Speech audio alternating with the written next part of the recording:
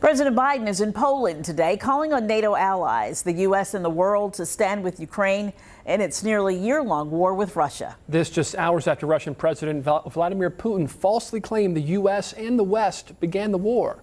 ABC's Justin Finch has the details.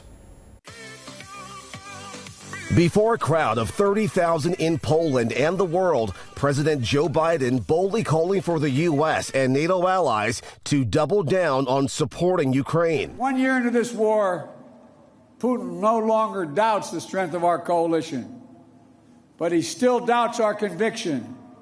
He doubts our staying power. Biden calling out Russian President Vladimir Putin by name, telling crowds that Putin's craven lust for land and power will fail. Hours earlier, Putin also making a big speech. His State of the Nation address took direct aim at the U.S. and the West without mentioning Biden's name.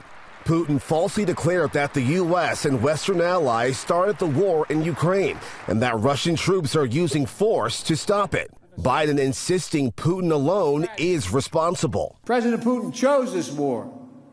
Every day the war continues is his choice. He could end the war with a word.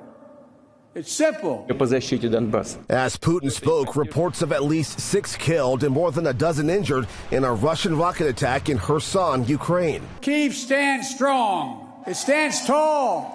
And most important, it stands free. Biden hailing the resolve of Ukraine's capital city following his carefully coordinated war zone visit.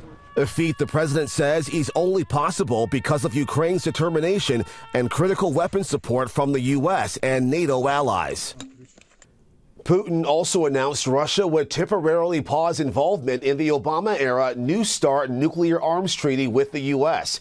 Russia's foreign ministry later explaining it intends to adhere to a responsible approach, saying Russia will continue strictly complying with quantitative restrictions on offensive weapons. Justin Finch, ABC News, Washington.